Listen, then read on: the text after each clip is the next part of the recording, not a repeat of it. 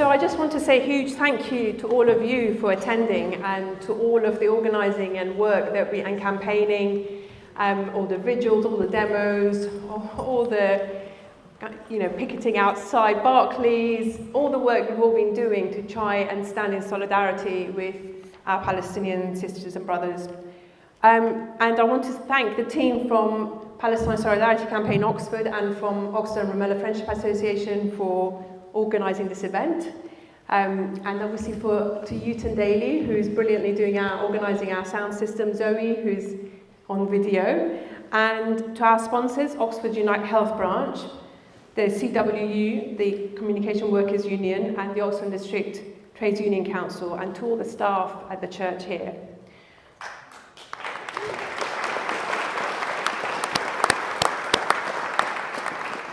And with that, we're going to start by hearing from Professor Avi Shlim, who really needs no introduction at all. Avi is an Emeritus Professor of International Relations at the University of Oxford and a Fellow of the British Academy. He's written many books, including Collusion Across the Jordan, King Abdullah, the Zionist Movement and Partition of Palestine, War and Peace in the Middle East, A Concise History, The Iron Wall, a classic, Israel and the Arab World, which has an updated edition for all of you who want to update your libraries. Line of Jordan, The Life of King Hussein in War and Peace, and the one I'm reading at the moment, Three Worlds, Memoir of an Arab Jew, which is truly inspiring and gives us hope for a better future. Thank you, Professor.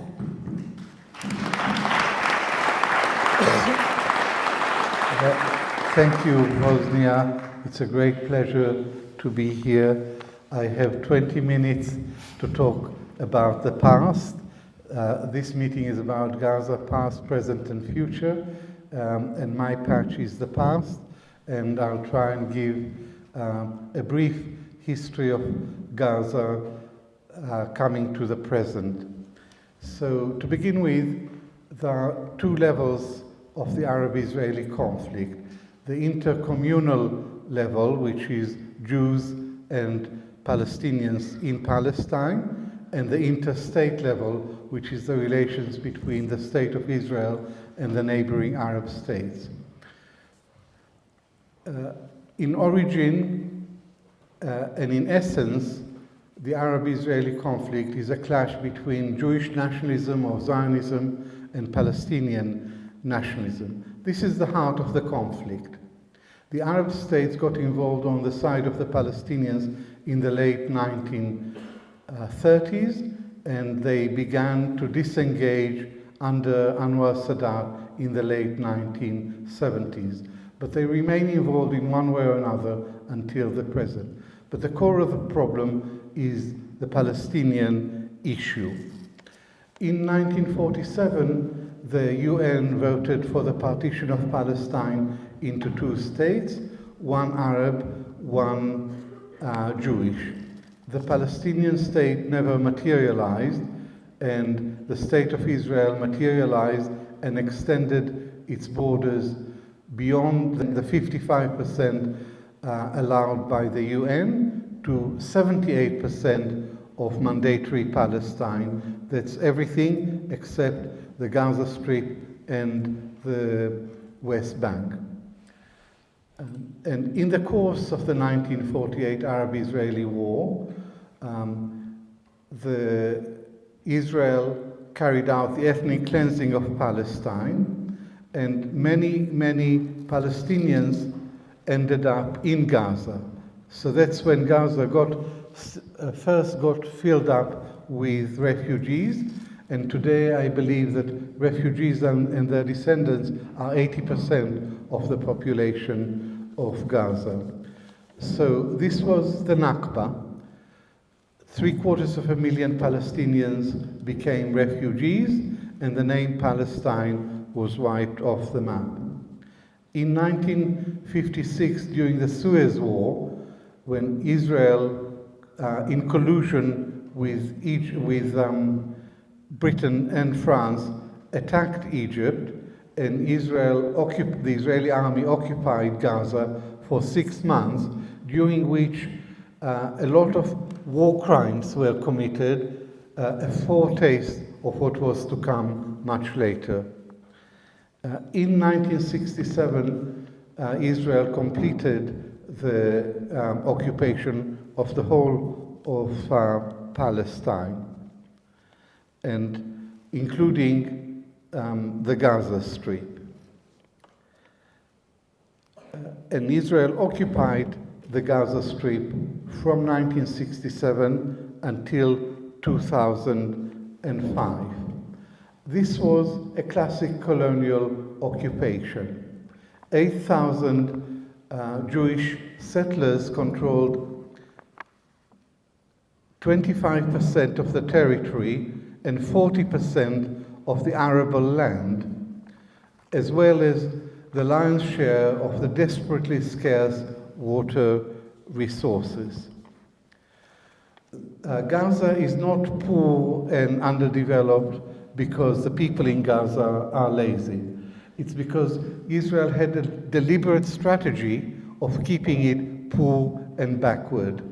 And the best book on this is Sarah Roy, a Jewish scholar at Harvard, and her book is called The Gaza Strip, The Political Economy of De-Development. So Gaza was never allowed to develop by a deliberate Israeli strategy of keeping it poor and underdeveloped.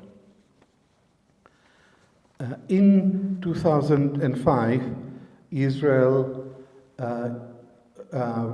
decided to withdraw from Gaza unilaterally.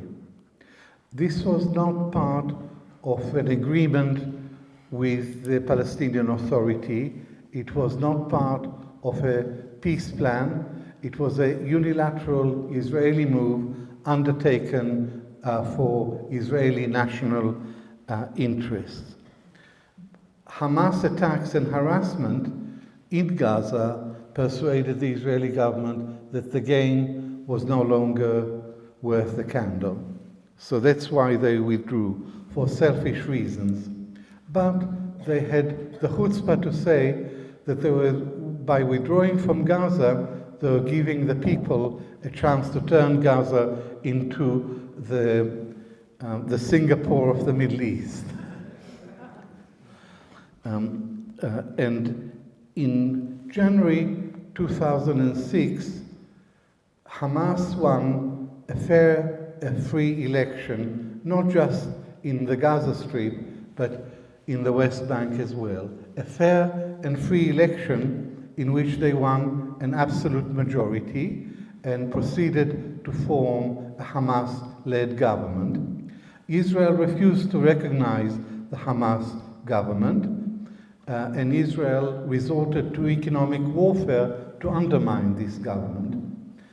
The United States and European Union, to their eternal shame, sided with Israel in refusing to recognize the Hamas government and in resorting also to economic measures to undermine this government. So this is one example of many of Western hypocrisy.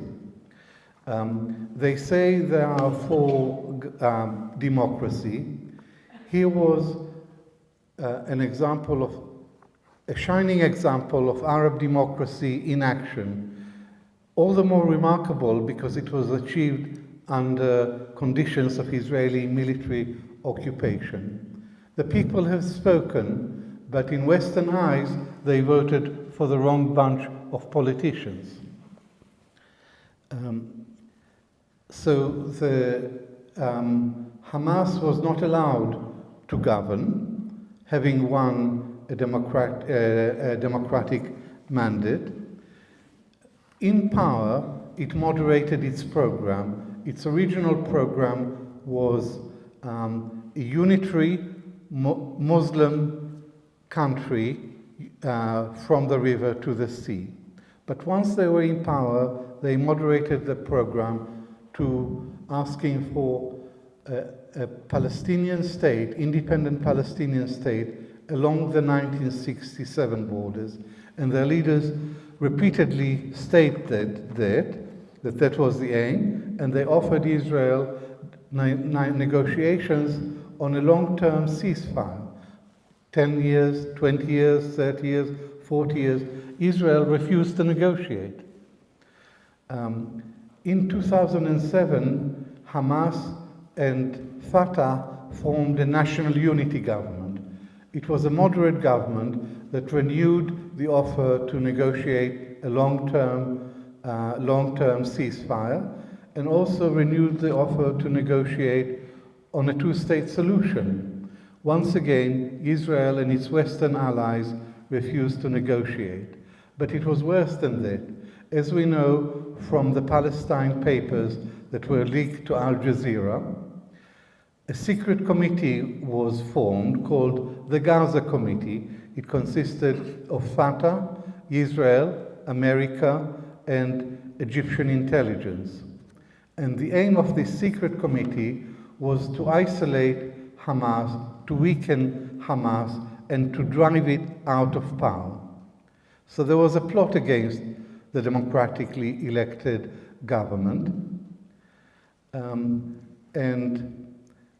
Israel and America armed and encouraged Fatah to stage a coup against Hamas. In June 2007, Hamas preempted the coup by Fatah and seized power in Gaza.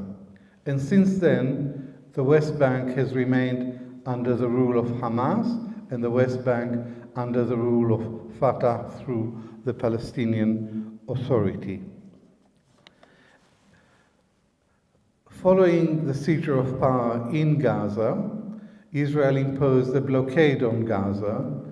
So there's been an Israeli blockade ever since 2007, long before the present war. And a blockade is a form of collective punishment which is prescribed by international law. And yet the international community has done nothing about this Israeli violation, gross Israeli violation of international law. In 2008, there was fighting between Israel and Hamas, and Egypt negotiated a ceasefire. The ceasefire worked really well, and Hamas observed it scrupulously. Israel, when it no longer seated itself, violated the ceasefire with a raid on Gaza. The fighting was renewed, and Hamas renewed the offer to Israel of the ceasefire on the original terms. Israel disregarded the Hamas offer and launched in December 2008 Operation Cast Lead, the first Israeli military offensive in Gaza. I stress that Hamas respected the ceasefire because Hamas has a very good record of honoring agreements and honoring ceasefire. All the ceasefire agreements between Hamas and Israel were honored by Hamas and violated by Israel. After the first war in Gaza, Operation Cast Lead, the UN appointed the Goldstone Commission of Inquiry. They produced an excellent, very long report which documented war crimes. It concluded that Hamas was guilty of war crimes, but it reserved its severest criticisms for Israel because of the scale of the Israeli war crimes. And there were 7 examples of Israeli soldiers shooting dead civilians in the street, civilians holding white flags. The conclusion of the Goldstone report was that this was not an Israeli attack on Hamas, it was an attack on the whole people of Gaza.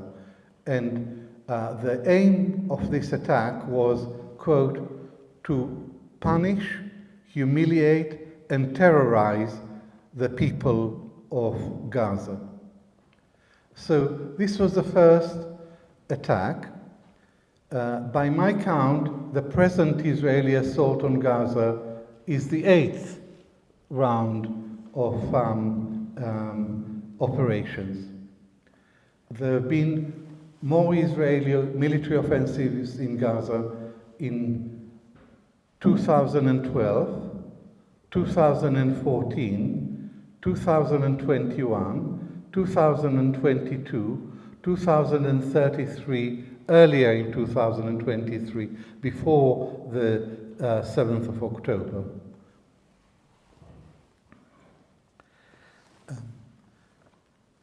Israel has no policy on Gaza.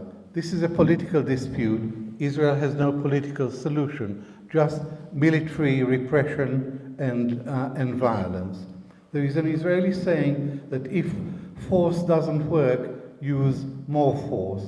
This is an asinine idea, because if force doesn't work, it's because this instrument is not fit for dealing with a political problem. Israeli generals have a phrase, a chilling phrase, mowing the lawn. What this means is that every couple of years, the Israeli army moves into Gaza and bombards it by air, sea, by land, air, and sea. They smash up the place. They destroy a lot of the civilian infrastructure. They degrade the military capability of Hamas, and then they go home until the next round of destruction. So this is the history of Gaza over the last 8 Israeli assaults. And with this metaphor, mowing the lawn is a mechanical thing that you do periodically without end. The next war is always round the corner. Benjamin Netanyahu's policy is to prevent a Palestinian state. That's the basic overriding aim, to prevent the emergence of a Palestinian state. And his policy was to weaken the Palestinian Authority in Gaza, in the West Bank. And the Palestinian Authority is totally ineffectual. It's illegitimate because there have been no elections since 2006. And effectively, it's a subcontractor for Israeli security. So it offers no resistance.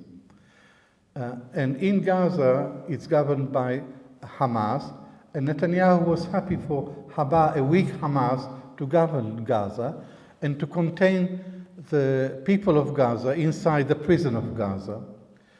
So it's not an attempt to solve the Israeli-Palestinian conflict, but to manage the conflict. And he congratulated himself on his success in neutralizing both the Palestinian Authority and Hamas until the 7th of October, when the Hamas attack came to Israelis as a complete surprise and as a trauma.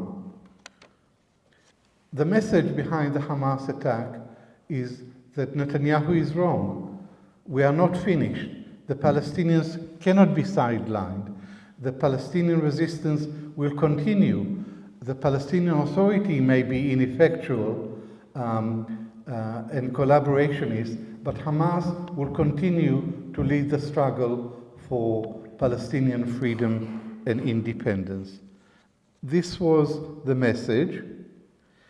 Israel claims that it has the right to self-defense, but it is not. It's the Palestinians who, under international law, have the right to resistance, including armed resistance. The scale of the current Israeli attack on Gaza is without precedent. It's the most destructive and lethal and the most vicious attack. And the casualties in the last 4 months far exceed the total of the last previous military offensives. And Israel's war aim has changed. Netanyahu's new war aim is not to manage the conflict, but to destroy Hamas, to eradicate Hamas. This is impossible because Hamas is not just an organization, it's also an idea, the idea of Palestinian freedom and Palestinian independence. And you cannot kill an idea. But this is his war aim, to eradicate Hamas, as he puts it. And Netanyahu needs a long war. Why does he need a long war? Because he knows that once the war is over, the countdown will begin to the end of his premiership. Not only that, but he stands trial on 3 serious corruption charges, so he may well end up in jail. This is why he needs a long war.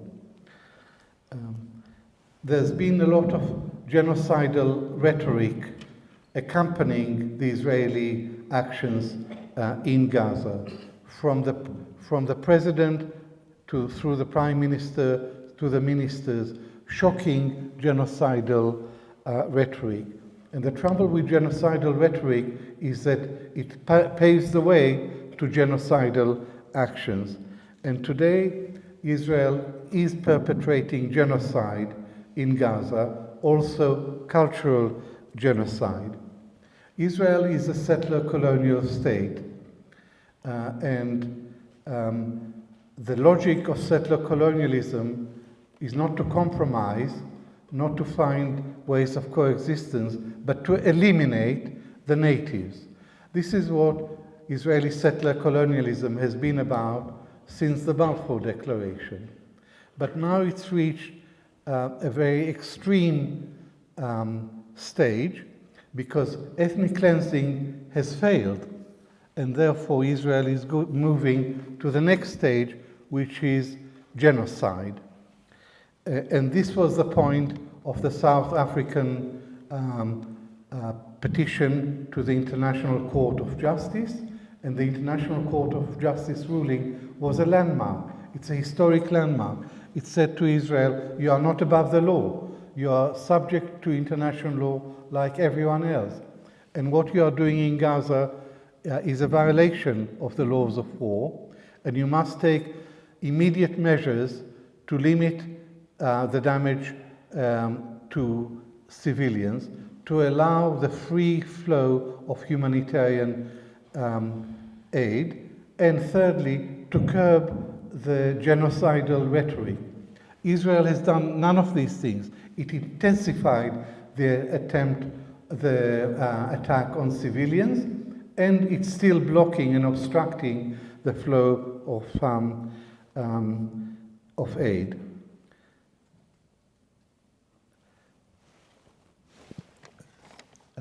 May I have one? Of course, yeah. I was going to say something about America, because America is responsible for Israel getting away literally with murder.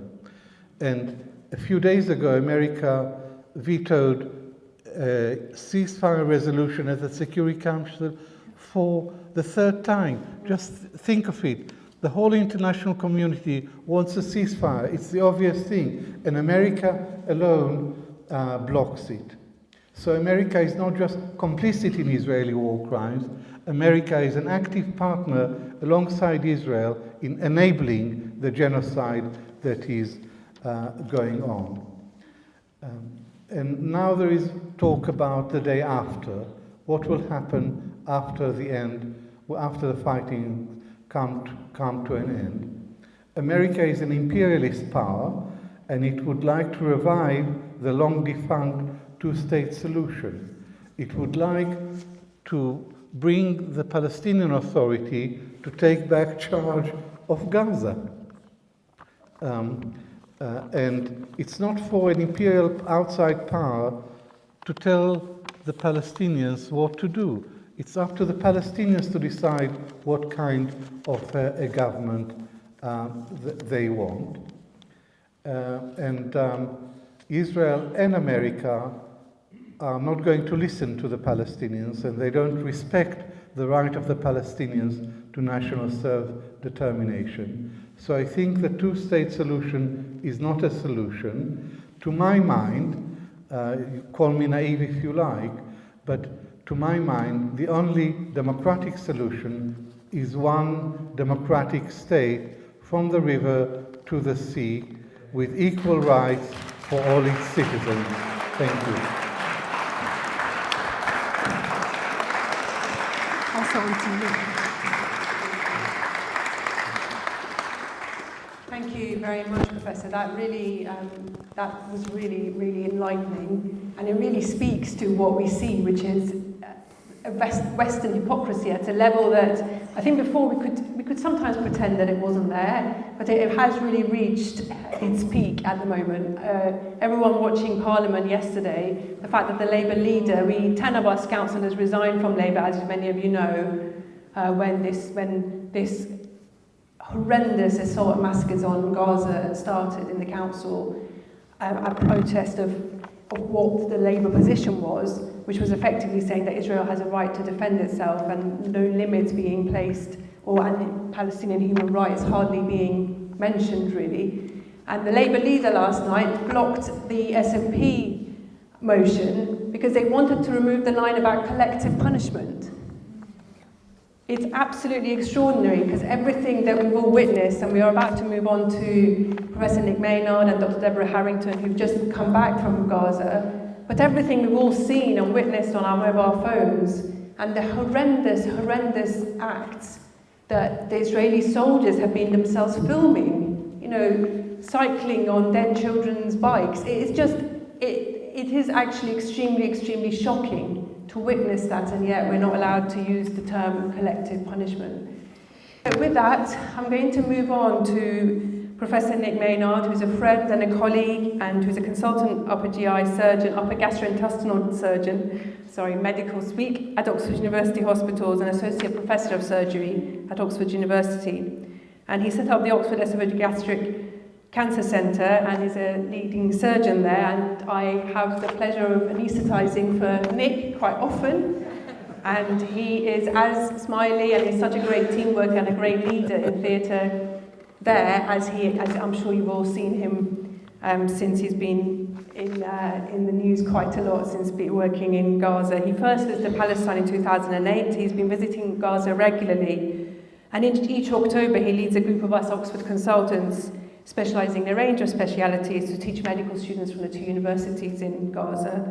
And he also works with Medical Aid for Palestinians. We'll be raising some money for Medical Aid for Palestinians at the end of this event. And he went as part of their surgical team to carry out and teach advanced surgery. And in December 2023, he led the first UK mission into Gaza during the current conflict. And he worked at Al-Aqsa Hospital for 2 weeks. He'll be returning there shortly.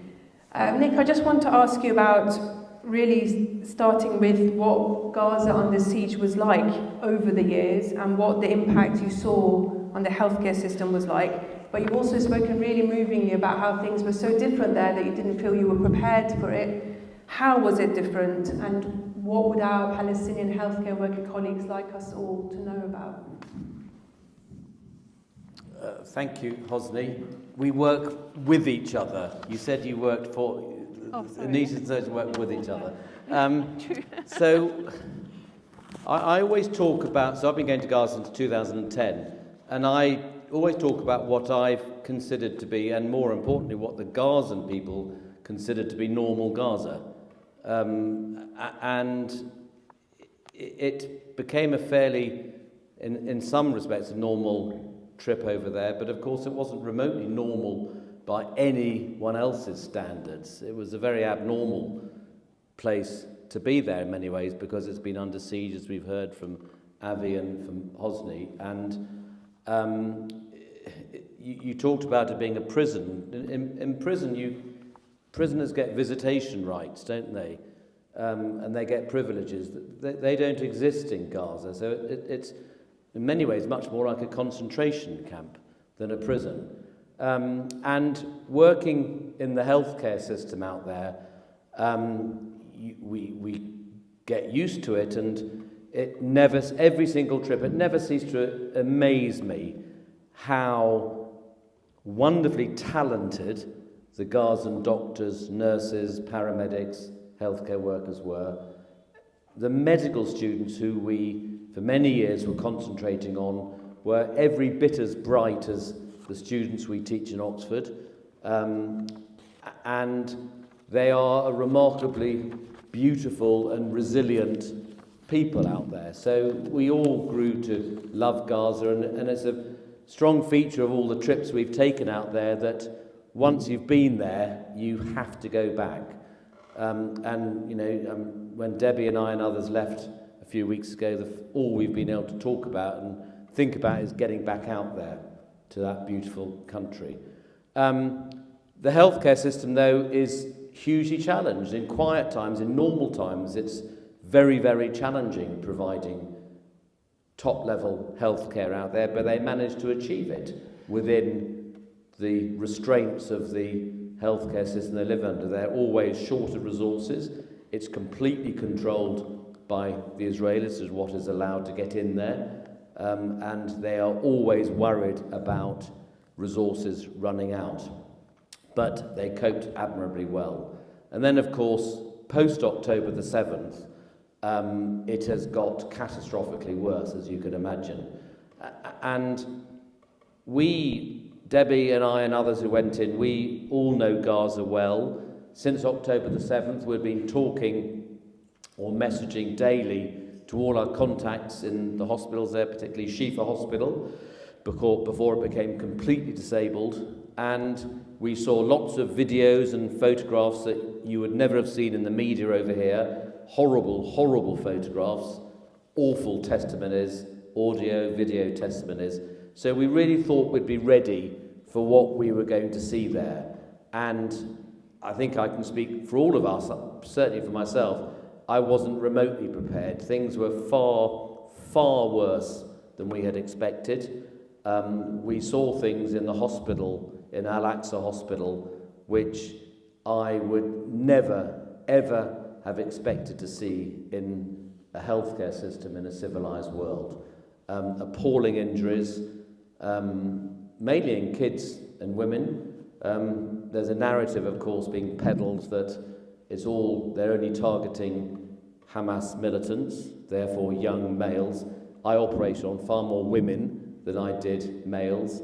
I think I spent most of the time in the operating theatre. Debbie was more in the emergency department with James, a colleague of ours. But when we went to the emergency department, we saw mainly a lot of children coming in with the most appalling injuries, many of whom you knew were going to die because there were not the resources to save them, or their injuries were so bad. And you couldn't give them pain relief. There was often no morphine. There was nowhere for them to die in dignity. So often they were just literally left lying on the floor of the corner of the emergency department to die. Deeply, deeply tragic.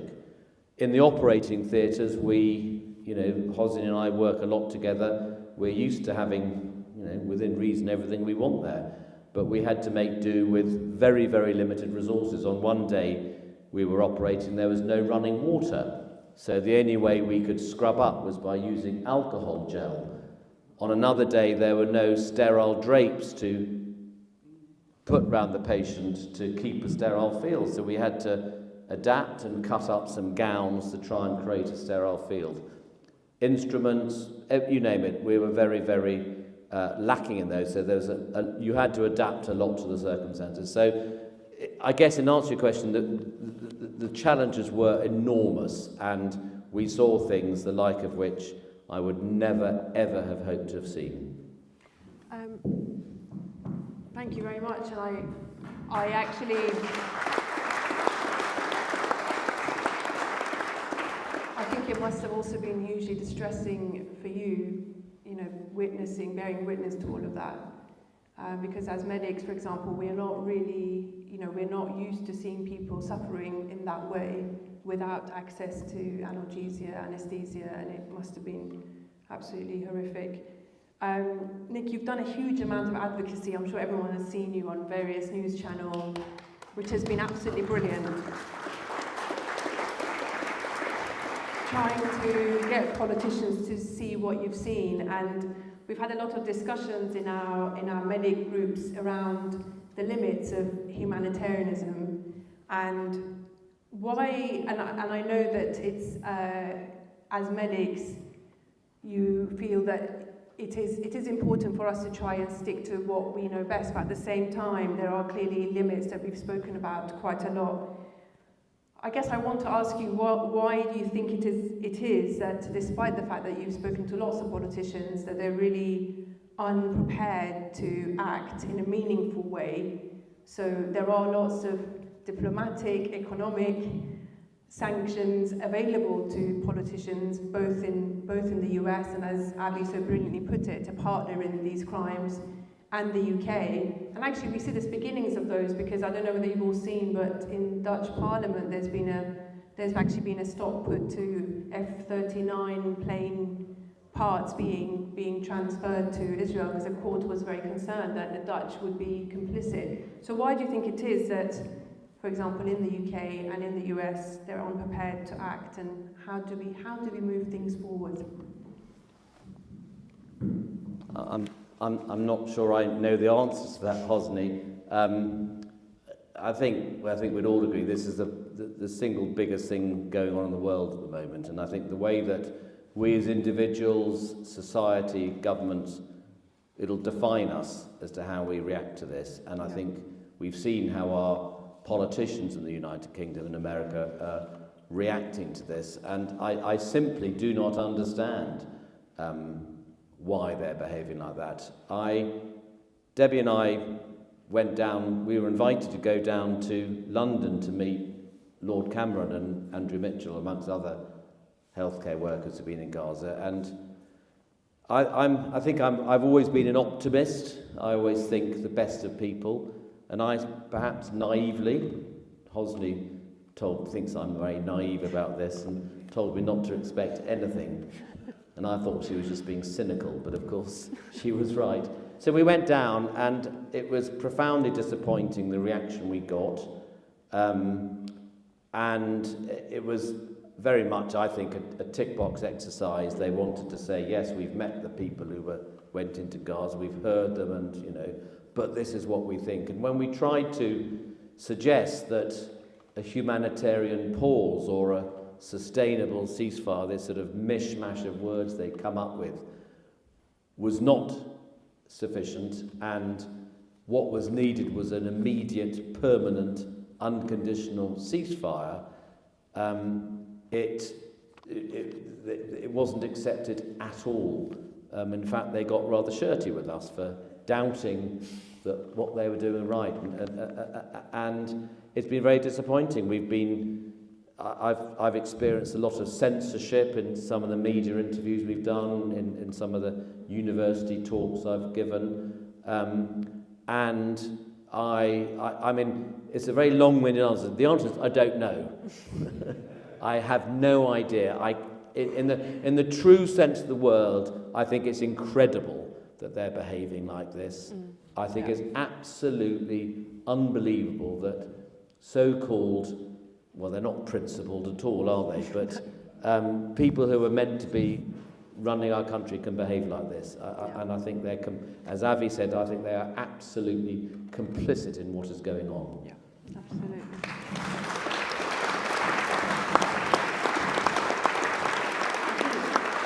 Thank you, Nick. And I think we all know that we need better and different politicians, and for ones that are not about self-interest, but obviously that's a lot to expect. So just moving on, we're going to be speaking. Oh, sorry. Does that need to be good? Yes. Sorry, I forgot about the mic. Yeah. Thank you very much, Nick. And Nick is going to be going back to Gaza shortly as well. And yes, I'm sure we will all be wishing him all the best. And a huge thanks for all he's done.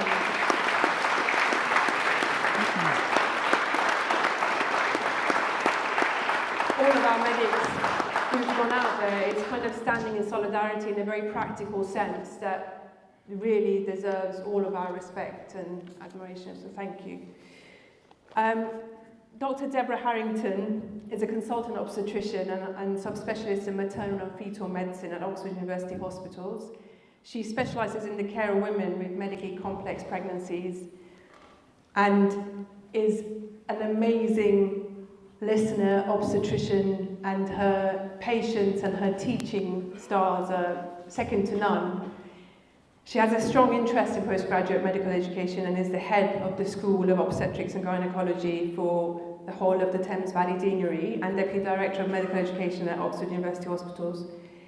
And she's been also visiting Gaza since 2016 as part of the Medical Teachers Group to provide clinical teaching to medical students and postgraduate doctors in training.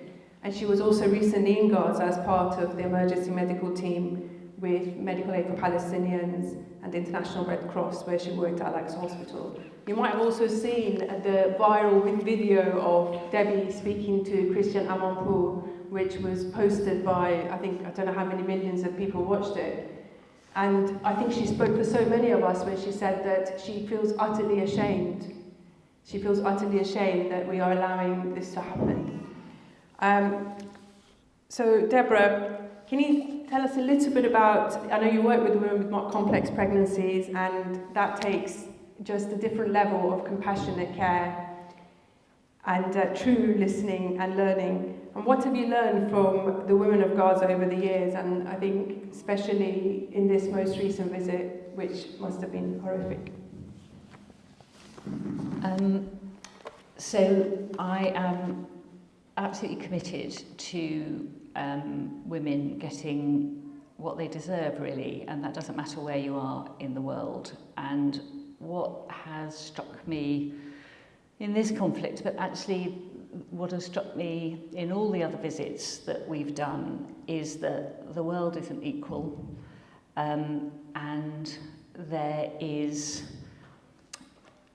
dual standards, really, and depending on the geography of where you're born has a huge impact on your life chances, and that to me just is wrong. And I know that that's also happens in the UK, but women have they actually have unique protections that are set out in the Geneva Convention. And women who are pregnant, there are additional protocols for maternity, for newborns, for young children. And I think, what's been happening in Gaza, what I saw, is that all of those conventions have been completely disregarded.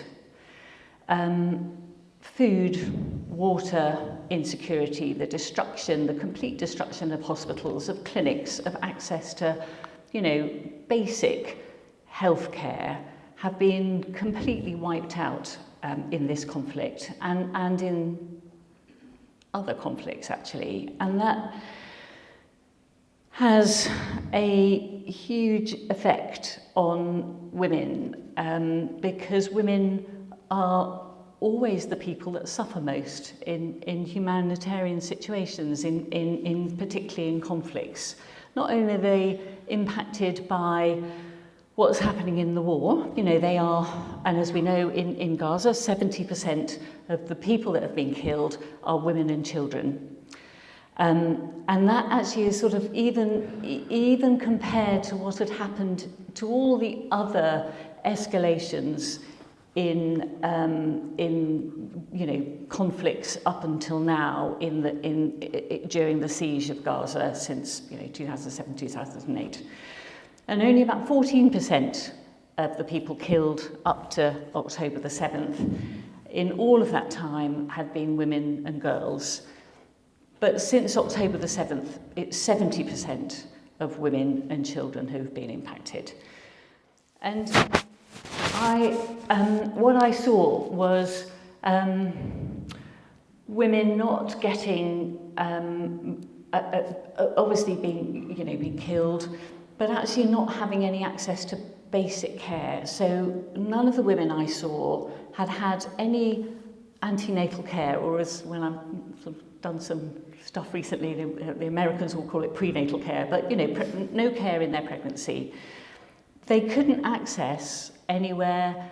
It was really difficult to access a safe place to give birth. They couldn't access it because there wasn't a hospital. They had to go through conflict, bombardment, bombing, shelling,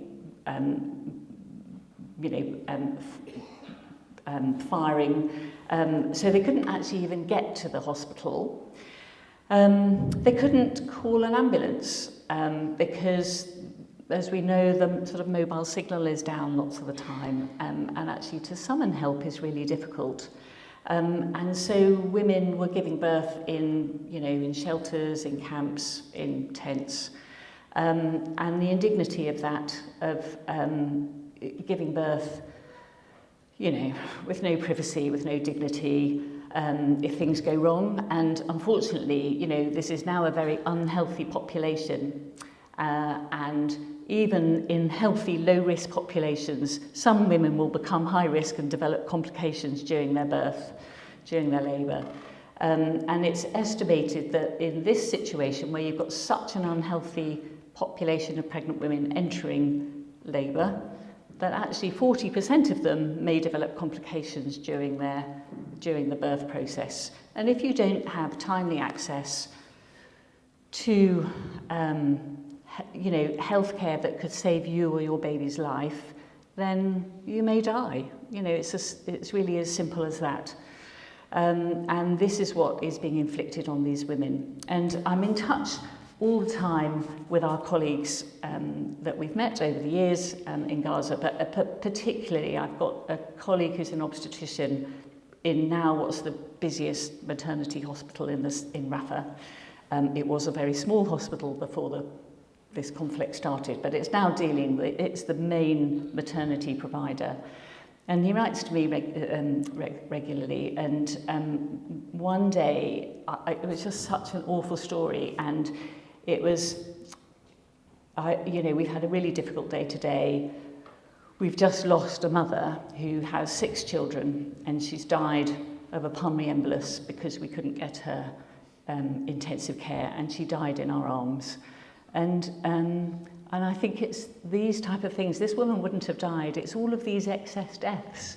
These women wouldn't have died. They would have had good care. Their babies might not have died. They wouldn't have had stillbirths or preterm births or small babies, because this is a direct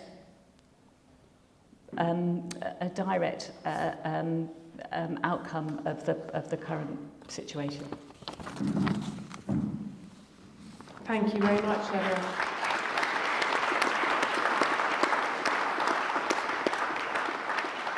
And before we move on to my question about white feminists, I was just going to say that I'm sure a lot of us have also seen those images of Palestinian men caring for their loved ones, and the images of that Palestinian grandfather kissing his granddaughter, "Will never leave me."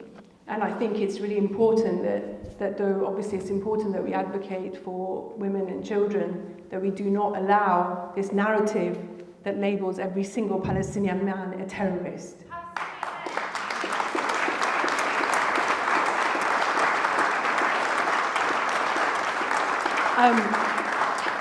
Moving back to white feminism, I've been really astonished. I haven't been astonished actually. I've been expecting it, but still felt a bit let down by the number of so-called feminists in the UK, many who write for The Guardian actually, who have not commented on any of these issues. The fact that 2 women a day are dying in Gaza, that Palestinian women have no access to basic care in childbirth, which I'm sure most of us who can just not even imagine.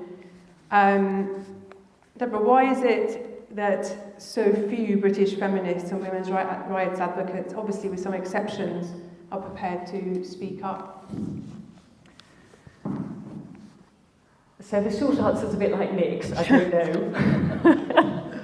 But it really disappoints me, and I think there is, there's an absolute zone of silence, isn't there? And, I was brought up by a feminist mother. I hope I brought my girls up to be feminists. I hope I brought my boys up to be feminists. I think there is double standards, which I think is probably, as Professor Abbey would tell us, is something that has seen again and again in the in the Palestinian-Israeli situation, and the rest of the world seems to have double standards, and some people's lives seem to count more than others. And I think it's an extension of that. I'm not exactly sure what it is, whether it is fright at being able to speak up, but I would have thought that actually that goes against what feminism stands for. Surely it means that we're able to stand up for our rights and for the rights of other women and for the rights of humanity. I mean, that's what feminism to me means. So that's the first thing. I think we are. I think it's very easy to be this sort of liberal feminist, and even have foreign policies that are supposedly feminist, but actually when it really comes to putting those into practice, I think we see again and again that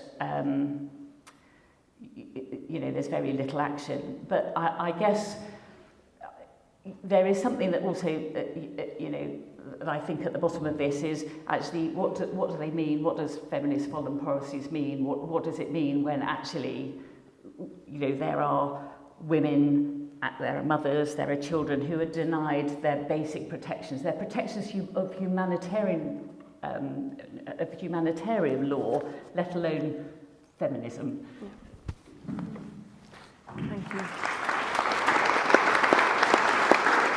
Yes, totally. I think many of us, people from the global south and from racialised minorities in the UK, brown and black women and Muslim women, I would say that a lot of us don't really empathise with some of the aspects of the feminist movement exactly for those reasons.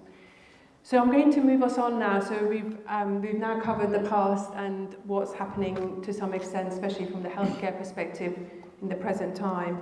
And I'm really pleased to have Salim and Mariam with us, who are going to talk a bit more about the future as they see it. Salim Lubad is a good friend, is a full-time physicist and a doctorate candidate at the University of Oxford, working on the development of nuclear fusion energy. He's also an Arabic language poet, writer and TV presenter. His interests span Arabic literature, political history, modern science and technology, and the history of science. He's worked on various political history projects, museum curation and media production projects, and often pens columns for newspapers in the Middle East. Salim, thank you for being with us. You and many Palestinians that I've spoken to over recent times have described this not as just a pivotal moment, but a defining one. Can you tell us a bit more about why you think that is the case? And thank you, Deborah, for remembering the mic. Everyone else is remembering the mic, and I'm not. Thank you. So how this is a defining moment, I believe that what's happening now first is when we talk about future, we realize that what's going on now in Gaza is shaping this future, not only the future of Gaza, but also the future of Palestine, and maybe beyond the future of the region. Because if Israel manages to expel the Palestinians in Gaza out of historic Palestine, then almost certainly we will see this is happening in Jerusalem and then the West Bank within the next 10 years maybe. And if Israel gets away with killing tens of thousands of Palestinians, of civilians in Gaza, and reducing an entire city into rubble, we will see this is happening in Beirut sooner or later. And it actually is not a secret that Israeli officials and ministers said that to threaten Lebanon, they said we will turn Beirut into another Gaza, and noting that they can't really use the human shield argument in Beirut because we know Hezbollah is active in the south, not in Beirut. But this is a statement and evidence that they want to use the destruction of civilian lives and civilian infrastructure as a deterrent to deter their political and military opponents, which is exactly what terrorist organizations do. And so it's important, like the way we move on from this war is very critical because it will redefine, it will shape our future.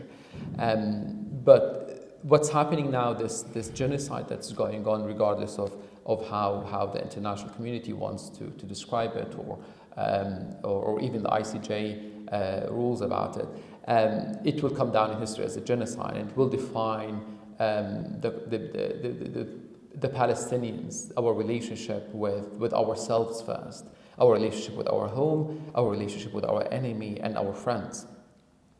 I think an important realization that we're coming to is that we can no longer trust anyone with anything. We can't trust anyone with our security, with the food we eat, with our resources, with the water we drink. We have to seize control of our daily life, everything that is to do with our daily life and everything that is to do with our destiny. We've seen that the international law can't protect us. Even the ICJ ruling and preventive measures that it ordered Israel to abide by, it didn't change anything. On the contrary, Israel intensified its attacks. The international community, the main players in the international community, would just happily sit down and watch while Gaza is being turned into a slaughterhouse. So we can't trust anyone. We have to fight for our rights, and we have to control every aspect of our lives. And if we don't manage to do that, because this is it's not just a simple choice that we make. If we don't manage to do this, we can't continue living in this sort of weird occupation situation where Israel manages to control the land, control the border, tax the population, control the trade, control everything, but provides none of the services. So if we don't have sovereignty over our lives, then we shouldn't be sponsoring this occupation. We shouldn't be running hospitals under occupation. We shouldn't be running schools under occupation. If Israel wants to control this population, then they need to also run these services.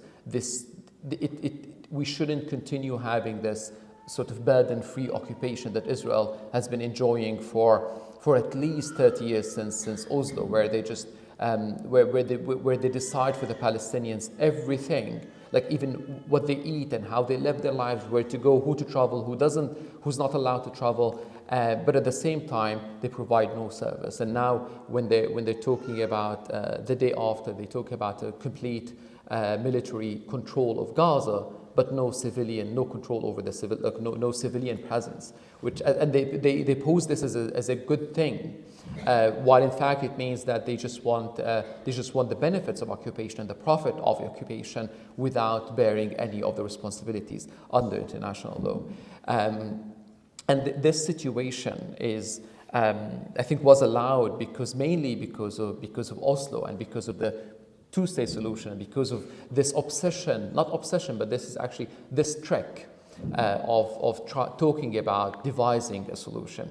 And this brings me to how our relationship with our enemy, with our oppressor, with our opponents should be redefined. The way Israel and the Americans and the international backers of Israel of the occupation have been approaching the Palestinian question has always been about devising a solution that works. Regardless what the solution is, no one wants to think about the rights and the moral foundation of the solution. As long as it works, and it often works, and actually always works in favor of Israel, then everyone is happy. Like even before October 7th, the war in October 7th, even before then, there was a solution that was working, and actually the world started to believe that the Palestinian question was sort of resolved. And Netanyahu was, so joyful in the UN, talking about the new Middle East, completely ignoring the presence of Palestinians, because for them, the Palestinians were being oppressed quietly. They didn't inconvenience anyone. In fact, they were actually Israel was profiting from the occupation of Gaza and of the West Bank. And there was a relatively stable Middle East. So let's just talk about normalizing relationships between Israel and Arab states. So it was a convenient solution that worked for Israel. And as long as it didn't inconvenience anyone, then it didn't inconvenience anyone. Everyone was happy with it.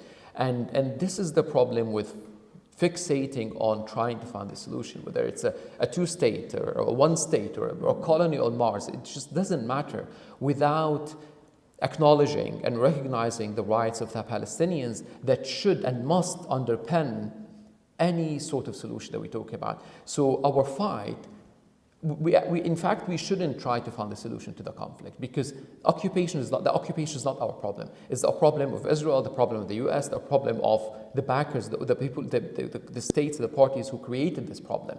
They must find a solution. What we must do is to fight for our rights, to have a political discourse that is based on acknowledging the rights, the political and the national rights of the Palestinians. Once this is done, when this is acknowledged, once this is recognized, we can move on to talk about solutions, because any solution then becomes a technical matter, and it should be underpinned by these rights of the Palestinians. It would be very easy to devise any solution that would work as long as we know why we are, what grounds we're building the solution on. This is why now when Israel talks, when Israel is presented with this so difficult question about a Palestinian state, they say, oh, it's not time for gifts.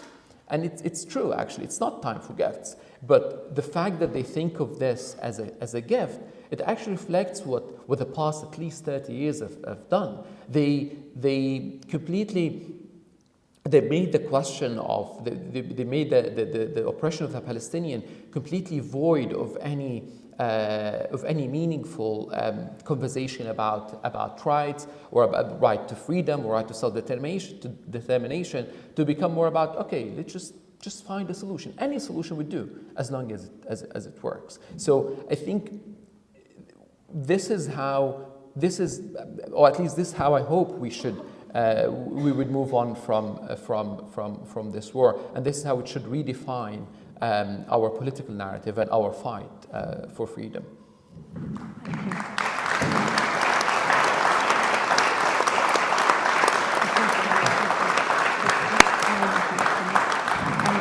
Thank you very much, Salim. I think those are just really important points about all of us who are involved in the solidarity movement in the West, that we need to be really constantly thinking about Palestinian human rights and the rights of Palestinians, because I think that's really constantly missing. And that's why then you get crazy statements such as there was peace on October the 6th, that I'm sure we've all seen across the media. So I'm going to now move on to Mariam Ahmed. I'm really pleased to have Mariam with us. She's an activist, she's an aspiring academic, and working towards creating community building and building the gap between academia and people's lived realities. Mariam has been absolutely pivotal in organising a lot of the demonstrations here in Oxford, and she had, in both the motions that we had in council, both on the ceasefire and on opposing the BDS bill, Mariam spoke absolutely brilliantly in council. So Mariam, I guess moving on to you, I'd really like you to just tell us a little bit about how you think, considering what Salim's points are about Palestinian human rights, how do you think that people who want to be involved in Oxford, in your local area, you know, how they can get involved and be more active? And also, I guess I want to know what, as a young person, as a person living in Oxford, what does the Palestinian battle fight really mean to you? Thank you. I'll start with your second question and kind of what the Palestine movement means to me. So my auntie spent a lot of time in the West Bank in Nablus, and I have Palestinian family, so I grew up with Palestine being a very important part of my life, and that's why I'm so passionate about it. And I myself am from occupied Kashmir, which again in 1947 was a Muslim majority state which was given to a Hindu Maharaja. So I think that's why especially people of the Global South and young people of the Global South recognise this collective struggle against colonial oppression, and that's kind of why the chant we say globalised the Intifada, because we as people of the Global South have the scars of colonialism imprinted on us, and that's why we feel so passionately about the Palestinian struggle. And that's why we say in our thousands, in our millions, we are all Palestinians. So I guess that's why I'm passionate about it. I guess I'd say in terms of organising and mobilising, I think we need to forget any sort of hope or faith we have in the establishment. I personally have no faith in the establishment, because why would I have a faith in an establishment that was created on the backs of colonialism, that is deep red with the blood of empire, and those laws and institutions are built for the powerful, made by the powerful, so why would I have any hope in them? What I do have hope is in the power of the people and the power of the collective, which is why I have such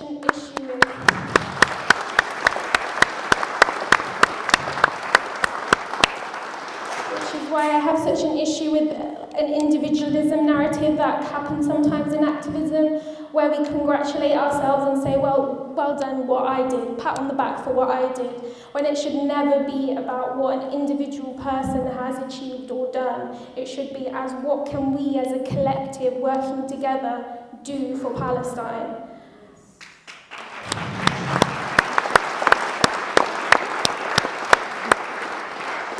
And then I guess building on that, when we do these protests, I love protests, I think protests are great, but they should never happen in a vacuum. So protests need to be accompanied by various other actions. So we need to have sit-ins, we need to have boycott campaigns, we need to apply sustained pressure on institutions, and we need to hit capitalism where it hurts, which is deep in their pockets.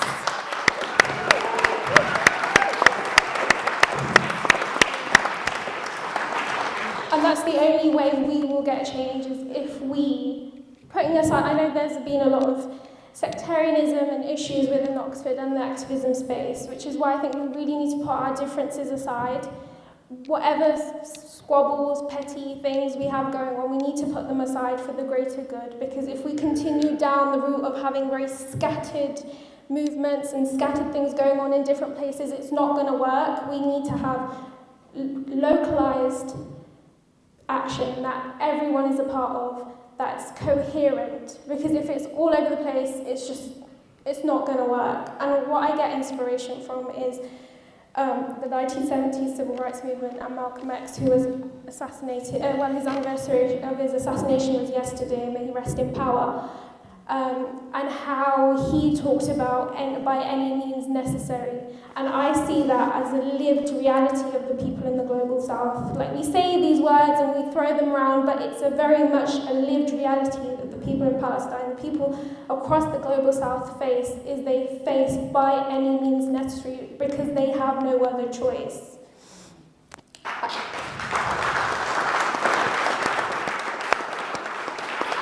So yes, my main takeaway is that we need to stop having this false hope in the establishment and work together as a community and as the people of Oxford to apply pressure on institutions.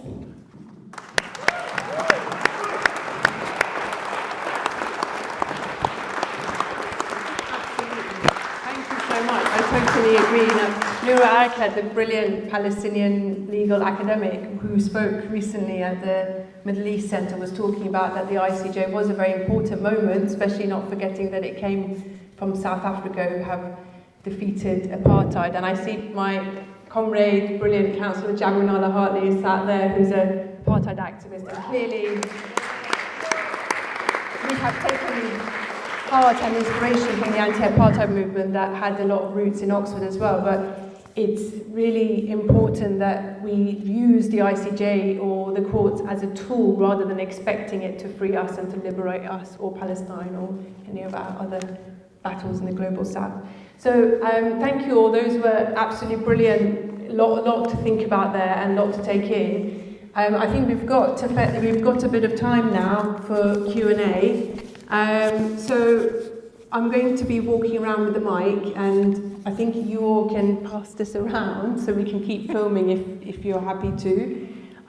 Yeah. We've got lots of campaigns on, you know. We're hoping to make a flag out of children's clothes in Bond Square. There's many other things that are going on. What I would like to ask Avi and the others is there is the American industrial military complex and the Israeli industrial military complex, which actually runs Israel. Those two bodies are massively gaining financially from this war.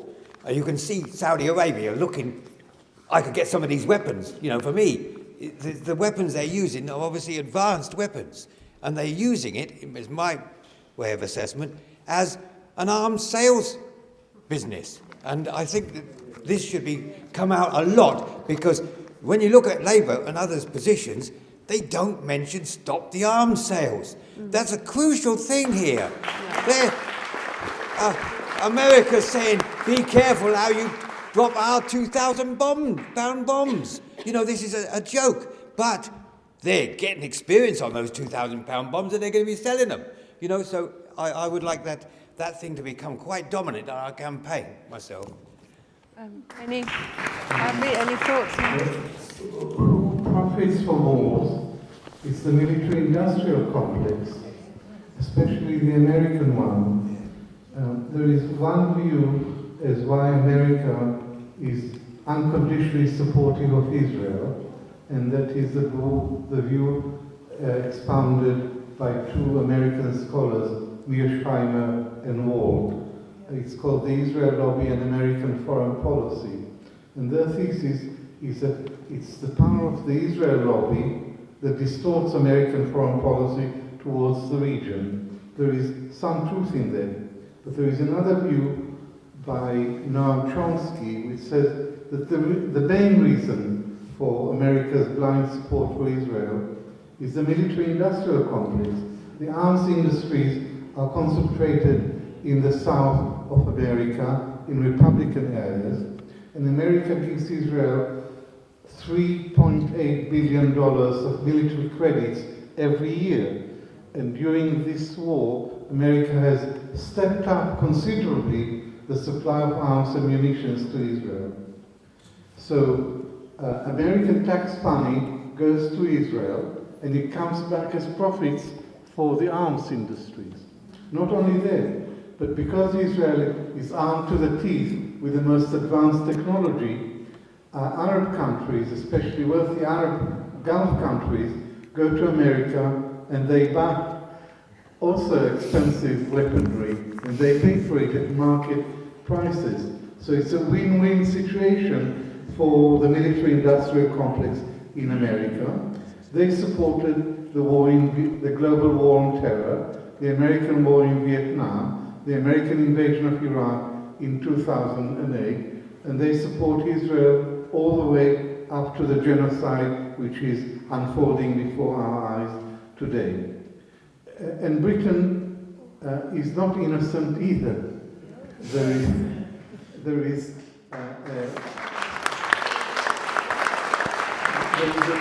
I'm ashamed to be British with the government in power, with people like Lord Cameron, for the reasons that you said.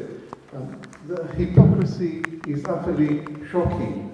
And Britain supplies arms to Israel, and now there is a call to suspend arms licenses, the licenses for selling arms to Israel. But this government refuses to. It says there is no evidence that Israel is violating international humanitarian law. Have you ever heard anything so absurd? But that's the position of the government, and it's sticking to it.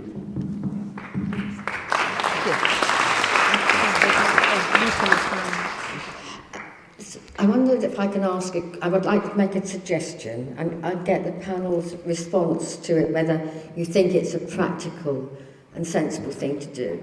Look, everybody here, I'm sure, we've been on vigils, we've been on demonstrations, we've written to our MPs, we're doing everything we can that way.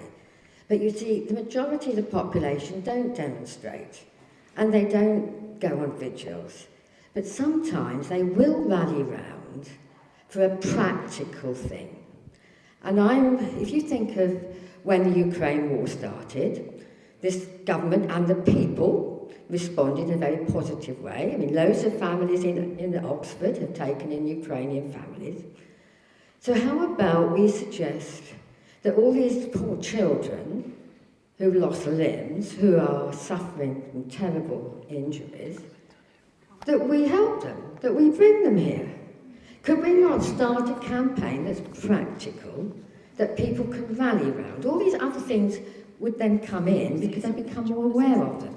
But I think something that we could just focus on in a practical manner could actually engage a lot more people than us. And I don't know if you agree or whether you think it's a good idea. I think both. I'm just going to hear from Salim on that, and then we're going to hear from Nick. So, Salim. Well, first I think it's very important to help the children and the people in Gaza at the moment. But the idea of bringing people like patients to be treated in UK hospitals or students to study in UK universities, it's a great idea at the face of it. But my issue with it, and I think it's an issue that a lot of people, the feeling that a lot of people have, is that it echoes the idea that the solution is outside. And this is what Israelis have been saying. From the start of the war, actually Benjamin Netanyahu, when he said, we're launching a war, we're just killing everyone, so leave. And they've been repeatedly saying the same thing. If you want to be safe, leave. While it's a very delicate balance between wanting to help the people, of course, that's what we need to do, and also not wanting to uproot them from their land, their place. We can't bring children here without their parents, without their families. And if you take the children and their parents and their families, then that becomes another problem. But I think that the solution is more of what Nick and Debbie do, which is to try to build capabilities in Gaza. So I will leave this to.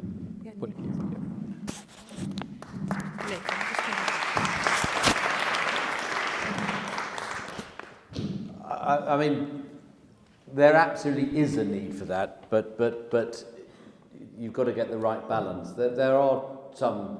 I mean, Omar Abdul Manan, who's a great friend of ours in Oxford, who has been out to Gaza on many occasions on the teaching trips.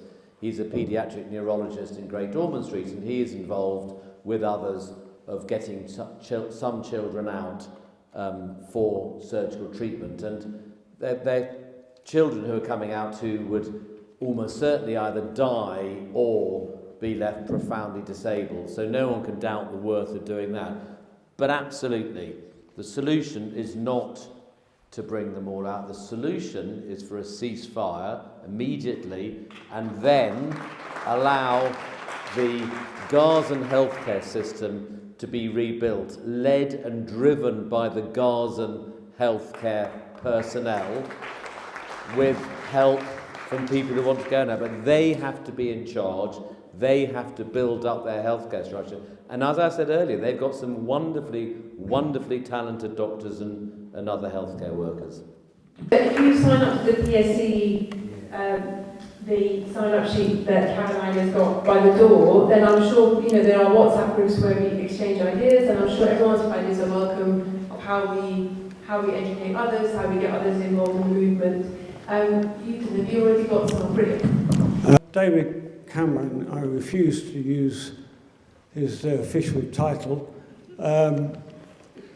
When the Israelis produced the so-called evidence against UNRWA, Cameron didn't even look at it before making a decision for the British government to withdraw funding.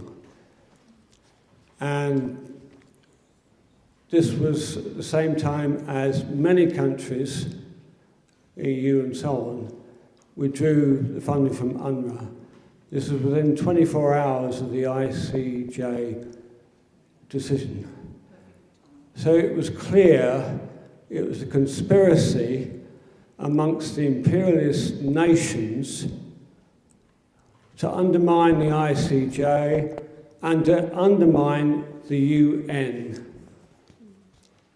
The British government has contempt for the UN, the same as the US has contempt for the UN.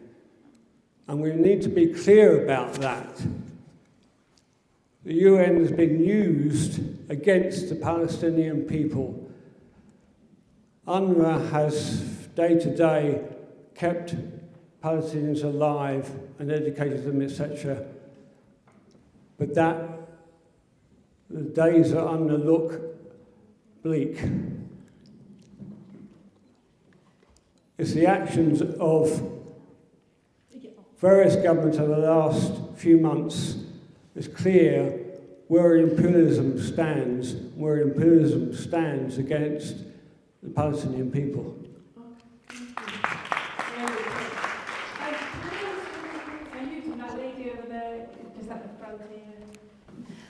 So I'm a secondary school teacher, and I had a question for anyone in the panel, really. I do try to teach my students hope and that they can make change in the world. They can, if they use the legal means and the political structures that are available to them, that they will change the world. And I feel like, obviously within a classroom, there's only limited things that we can talk about, but I do see the demeanour of the students has become one of despair. And if I'm honest, I'm feeling that within myself as well. Now, a few of you have said tonight, absolutely accurate things like not investing too much hope in the political leaders and structures, and I understand that fully. But I'm really worried about what that will lead to. So what alternatives do young people have? And what can they do to not fall into, in my opinion, possibly radicalization, but also just generally feeling really, really an overwhelming sense of despair? Do you have any advice on that? There's a group called Oxford for Schools for Palestine, something like that, and they've been doing walkouts and things like that. But I think as a young people and the young people I'm around, we critique the power structures we're in and the capitalism and whatnot, but we also look to build alternatives and what we can do within our own communities, so we no longer rely on the establishment and we rely on our own people and our individual communities.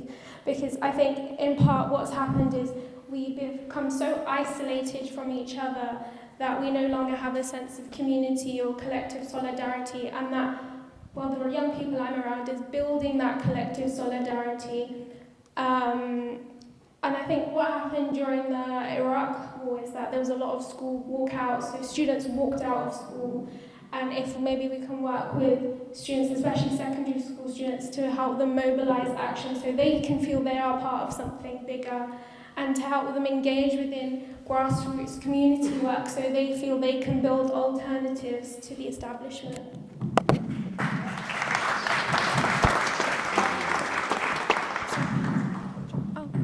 Just on that, I'm going to mention that, or Charlie, if you want to speak.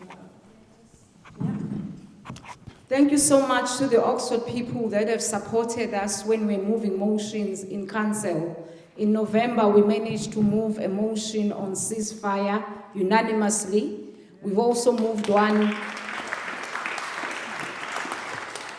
We've also moved one on DBS in January 29, and that was also unanimously. The support was overwhelming. It was really good to have the Oxford people come outside our chambers and chant with us. They've introduced a new style of democracy, which we're very proud to know that as councillors we have your support. But also, we would like for the Oxford people to support us in putting posters on their windows which say, no ceasefire, no vote.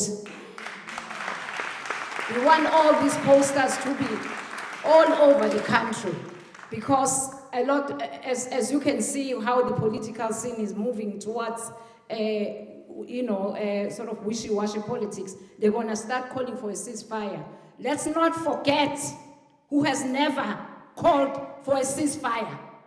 Let's never forget Stammer's words. Let's remind them every time they knock on our doors that they abandoned the Palestinians and 30,000 are dead. Yeah, I think the BDS campaign, we need to all really think about how we spend our money, and the BDS campaign, I think, is a really crucial one. Thank you, Jabu. Sorry, yeah, go ahead. Hi.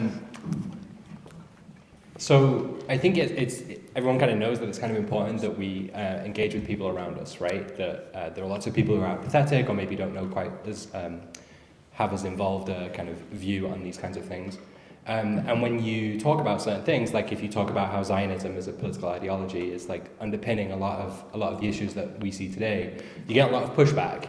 And the kind of standard thing that you hear is just that Zionism in itself is just the belief in self-determination in this ancestral homeland. And when you naturally, it seems obvious to me that what's left out is that is at the expense of the indigenous population. But when you point that out, you're obviously branded anti-Semitic. And I'm half Algerian. This seems pretty obvious to me that colonization comes at the expense of other people. But when you say these things and people don't hear you, you kind of, I don't really know what you meant to say. So I'm really curious what you guys think about how you engage with people who just don't like understand the fundamental aspect of a kind of the theft that underlies that.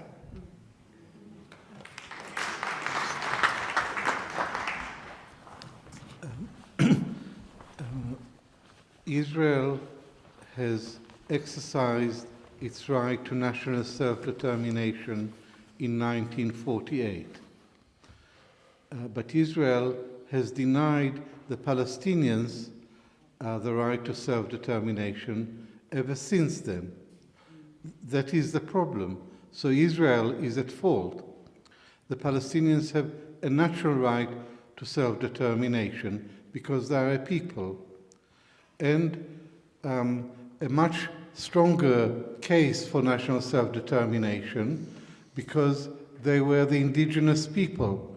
At the time of the Balfour Declaration in 1917, the Jews were 10% of the population. The Palestinians were 90% of the population. But Lord Balfour gave national rights to the Jews and denied it to the Palestinians. So Britain enabled the Zionist movement to embark on the systematic takeover of Palestine, which continues right down to this day. And Israel, or the present government in Israel, is quite extreme, with Jewish fascists in it. And the policy guidelines of this government say Jews have an exclusive right to self-determination in the land of Israel. The land of Israel includes the West Bank. Jews have an exclusive right. So Arabs are second-class citizens. They have no political rights. And Benjamin Netanyahu, as Salim pointed out, in a map to the United Nations, showed a map of the new Middle East in which Israel stretched from the river to the sea, and there was no mention of Palestinian rights. So that is the problem, that Israel is the obstacle to realizing, Israel is the obstacle to the realization of Palestinian rights. In the past, there was much talk about the two-state solution, but Israel has destroyed that because by building settlements. Settlements are about land grabbing. Land grabbing and peacemaking don't go together. It's one or the other. And Israel has chosen land grabbing, settlements, and the occupation. Israel is addicted to occupation. That is the problem. I mean, as also, just on that, as also Nick was highlighting earlier, a lot of people who have this kind of was quite prominent during the Corbyn years inside political spaces, but it's certainly moved to, for example, medics. We know quite a few people who've been accused of anti-Semitism for standing up for Palestinian rights. And there are networks to support people who are going through this.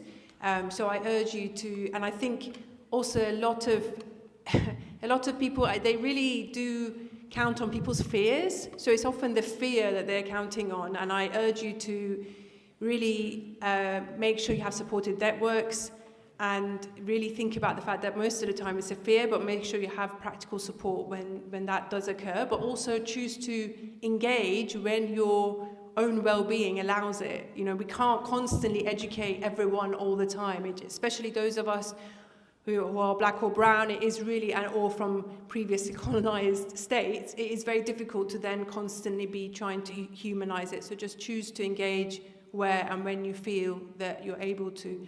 This is a colonial struggle, and it's about oil off the Gaza Strip, I believe, and Israel and America have managed to control the message, that they've twisted Zionism so well to make it all about what, being anti-Semitic, dehumanizing Palestinians, so that the message, it's so hard for us to actually talk to people and for them to hear what this is really about. And taking on, I have masses of hope for the young people of the future. I think they see through these systems, and I think the more that we can come together in unity, the more we can say, we will not vote for you because we have seen through this system, and we have to really take the action as citizens in unity with our young people and through the arts, because obviously I'm a theatre person, but it's about unity, connection, and I think this whole struggle, however it's been horrific for the Palestinians, but it's woken so many people up. And I think, unfortunately, at the expense of Palestinian people, but it will never be seen in the same way again. So that is hope. That is hope. Yes. Thank you, Yasmin. Yeah, thank you. Yes, thanks, Susan. Sorry, I should be doing that. He's having to run around. Yep. Yep. First of all, hi, I'm Steve Akers. I'm Deputy Mayor of Chipping Norton. I'm the councillor there, and I'm a Labour councillor, and it's a Labour independent town council. The reason I mention that is because Lord Cameron is our former MP and the new Foreign Secretary. And my question to you is this: we have an immediate task, it seems to me, because of the pivotal role we have internationally here in Oxford and the influence that we can have. And I wanted to ask you about how you think we can internationalise the struggle even more than it is currently. People have talked about unity. I would like to ask your opinion about that, because I don't think it is an entirely a council of despair in terms of the reaction of governments to the Israeli and the American propaganda about defunding UNRWA. For example, the Spanish government has responded by tripling its contribution, and other governments have responded in kind, especially in Ireland. They understand this because they, more than any other country, as Britain's longest colony, understand the importance of solidarity. So your thoughts on that and the role, the greater role that I feel we can play in Oxford. And I congratulate you all for your contribution and organising this meeting tonight. It has been absolutely fantastic. Thank you.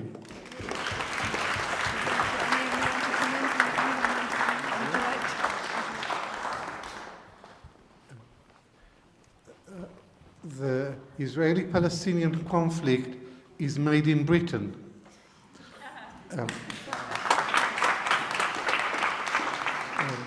And a lot has been written about the history of the British mandate in Palestine from 1920 to 1948. But my summary is that Britain stole Palestine from the Palestinians and gave it to the Zionists. And yet no British politician has ever, except with the heroic exception of Jeremy Corbyn, no British politician has ever acknowledged it. The last 5 Tory prime ministers have all been ardent and uncritical supporters of Israel. And British policy on Israel-Palestine today is complete rubbish. It doesn't make any sense. It calls for direct negotiations between the two parties to resolve their own differences. But the asymmetry of power is such that the two parties can never reach a voluntary agreement. And secondly, Israel refuses to negotiate. So it's not as if there is a framework for negotiations.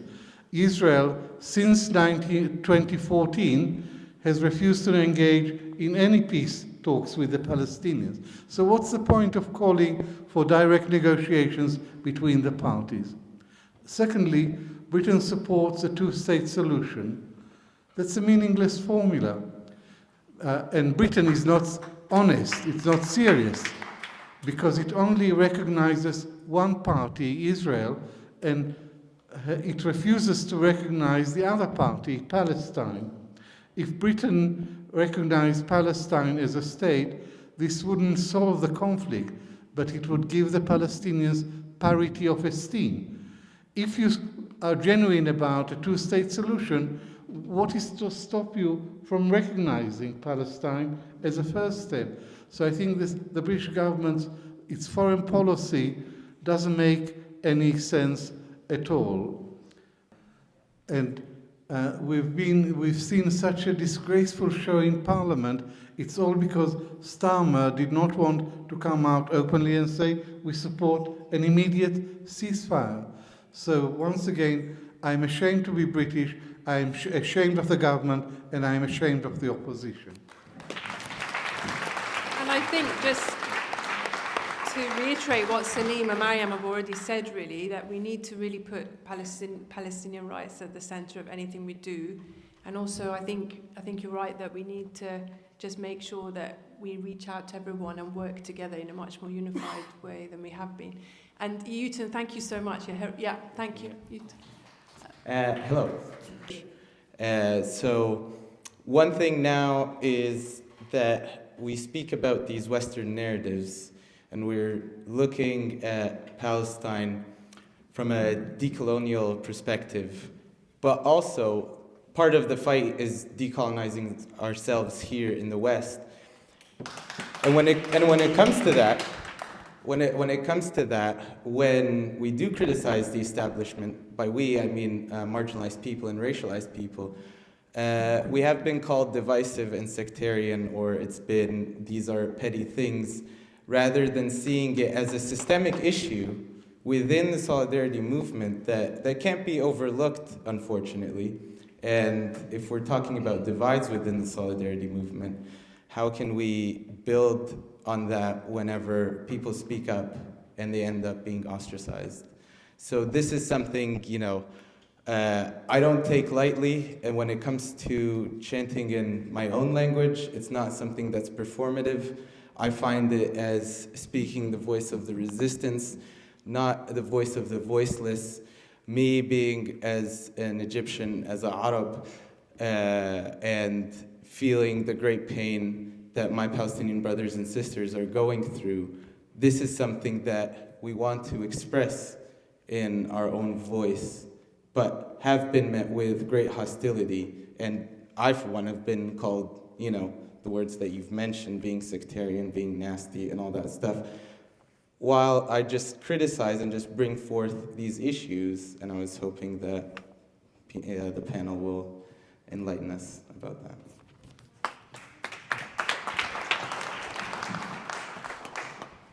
I'll just say that I do think we all have an unconscious bias within us, which is due to where we live and how we've been raised. We all have these biases that we constantly have to keep checking ourselves and how we're thinking and how we're speaking. And as you should be able to chant in Arabic without any resistance or hostility, as it is the voice of resistance and the language of resistance for Palestinian people. But I don't really have an answer other than we need to somehow find a common ground in order to work together, in order to build solidarity, in order to uplift the voices of marginalised people. Really sorry, we've only got 5 minutes left, really. Sorry, yes, Anna. Okay, you've got the mic.